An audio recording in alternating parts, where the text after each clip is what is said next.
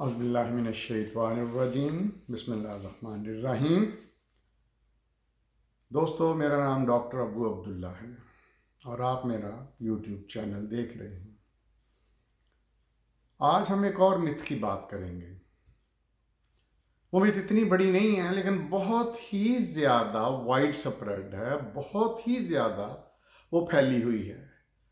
Anchor جو ہیں اس کا وہ لڑکیاں لڑکے جو آج کل لے کے چل رہے ہیں وہ بھی اس کا بڑا ذکر کرتے ہیں۔ وہ متھ کیا ہے کہ خامند مجازی خدا ہوتا ہے۔ یاد رکھیے، قرآن پاک میں سب سے زیادہ سخت چیز جو ہے وہ اللہ کو کسی کے ساتھ شریک ٹھہرانا ہے۔ کسی بھی سینس میں، کسی بھی طرح سے اس کو شریک ٹھہرانا، مجازی بنانا سب سے بڑا گناہ ہے۔ اب قرآن پاک تو کہتا ہے کہ مرد اور عورت برابر ہیں ہر چیز میں، جزا میں، سزا میں، دوسری چیزوں میں، ایکسیپٹ اپنی ذمہ داریوں میں، رسپانسبلٹیز میں۔ جیسے عورت نے بچہ پیدا کرنا ہے، گود اس کو حمل ہونا ہے 9 مہینے کا، پھر اس نے دودھ پلانا ہے اپنی چھاتیوں سے جو اس مقصد کے لیے اللہ نے پیدا کی ہیں، پھر اس کے علاوہ اس نے پالنا ہے، یہ سارا۔ اور مرد نے سخت جان، اس نے باہر جانا ہے، کھیتی باڑی کرنی ہے، دوسرے ہارڈ کام کرنے ہیں، کما کے لانا ہے۔ یہ اللہ نے ایک ڈسٹریبیوشن کی ہوئی ہے۔ ادروائز مرد اور عورت ہر لحاظ سے برابر ہیں۔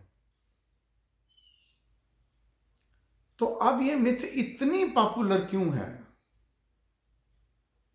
جیسے میں نے پہلے کہا ہے کہ ہم لوگوں کا جو اسلام ہے، بر صغیر کا اسلام، اس میں 3-4 چیزوں کی نان دینی، یعنی دن کا تعلق دین سے نہیں ہے، مختلف چیزوں سے آئی ہوئی ہیں، معاشروں سے۔ ایک تو ہندوانہ مذہب اور رسومات سے آئی ہیں، دوسری کرسچینس کی طرف سے آئی ہے کیونکہ ہم ان میں سے رہتے رہے ہیں، تیسری عرب کا جو کلچر ہے جس کا دین سے کوئی تعلق نہیں ہے لیکن وہ پاپولر ہوا ہوا، وہ بھی اس میں انڈکٹ ہوا ہے ہمارے بر صغیر کے دین میں۔ تو یہ جو مجازی خدا والا کنسیپٹ ہے، یہ کہاں سے آیا؟ اچھا، مجازی خدا خامند کو بنا دیا، خامند گندا ہے، نشئی ہے، عورت کو، بچوں کو مارتا پیٹتا بھی ہے، بلکہ ایسے واقعات سنتے ہیں کہ اس نے کسی بچے کو ویسے ہی پٹک کے مار دیا، اپنے بچے کو، اپنے خون کو۔ اب نارمل اتنا ہے، وہ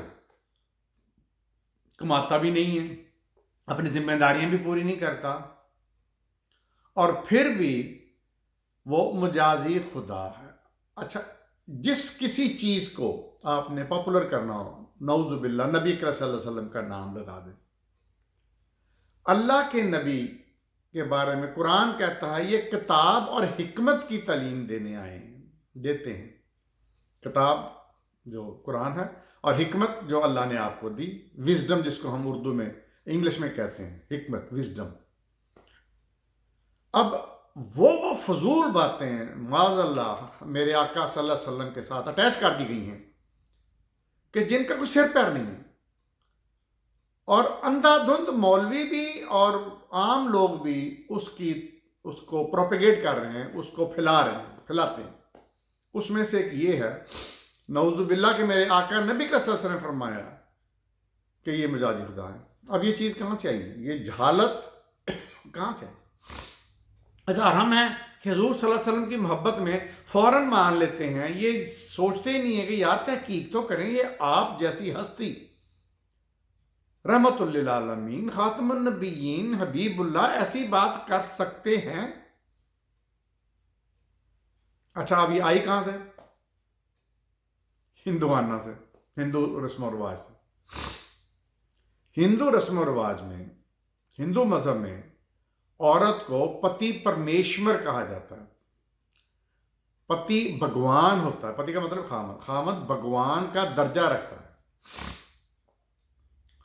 عورت کے لیے ضروری ہے کہ جس طرح وہ اپنے ماں باپ کے پاؤں چھوتی ہے، اس طرح خامد کے بھی پاؤں چھوئے، اور وہ اپنی ساری زندگی اس خامد کو خوش کرنے کے لیے اپنے آپ کو تیاگ دیتی ہے،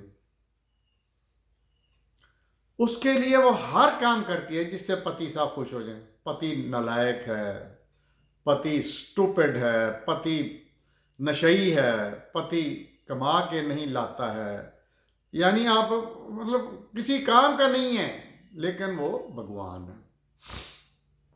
وہ اس کو جلا دے اپنی ماں کے ساتھ مل کے، پتی صاحب کچھ، لیکن پتی بھگوان ہے۔ یہ ان کا عقیدہ ہے۔ عقیدہ مطلب رسم و رواج میں بھی ہے۔ وہ پتی کے لیے برت رکھتی ہے، پتہ نہیں کیا اس کو کہتے ہیں، جس میں وہ بھوکا رہتی ہے سارا دن، پھر وہ جب چاند نکلتا ہے تو وہ جس سے ہماری عورتیں آٹا چھنتی تھیں، چھاننی سے، وہ پتہ نہیں کیا کیا خرافات ہیں۔ تو یہ وہاں سے آیا ہے اور اتنا سٹرونگلی کنڈیم ہوا ہے۔ ایک دو دفعہ میں کہیں پروگرام دیکھ لوں جس میں اینکر پرسن یا لیڈی اینکر مین کہہ رہے ہوتے ہیں جی خامد مجازی خدا، تو میں ان کو کس طرح کانٹیکٹ کرتے کہتا ہوں کہ بھئی یہ مجازی خدا نہیں ہوتا، یہ غلط ہے، کوئی سنتا ہی نہیں اگلی دفعہ۔ پھر وہ اینکر میل یا فیمیل کہہ رہا ہوتا ہے یا کہہ رہی ہوتی ہے کہ پتی جو خامد ہے وہ مجازی خدا ہے۔ یعنی ایسی ایسی چیزیں جو ہندوانہ رسم و رواج کا حصہ ہیں، ہم نے اپنے دین کا حصہ بنا لی ہیں۔ ایک اور بھی کوئی بیکار سی، نعوذ باللہ اللہ مجھے معاف کرے، ایک اور روایت حضور صلی اللہ علیہ وسلم کے نام دتی کی ہوئی ہے کہ اگر اللہ کے علاوہ کسی کو سجدہ ہوتا تو وہ خامد کو ہوتا۔ کیوں ہوتا؟ اس میں کون سی ایسی چیز ہے؟ مرد اور عورت تو برابر ہیں، ہاں مرد کا درجہ زیادہ ہے کیونکہ وہ طرح کما کے لاتا ہے، یہ اس طرح کی چیز ہے۔ لیکن یہ کہاں پہ لکھا ہے کہ یہ کیسے ہو گیا کہ وہ سجدہ عورت کو بیوی کو کرنا ہوتا تو خامد کو کرتی؟ اتنی سٹرونگ مت ہے کہ اس پہ لا حول ولا قوت دن رات پڑھنے کو دل کرتا ہے، اور میرے آقا کا نام لگا دیا جاتا ہے جو ہے ہی علم اور حکمت، کتاب اور حکمت کی تعلیم دینے والے تھے۔ دیکھتے رہیے میرا چینل ڈاکٹر ابو عبداللہ۔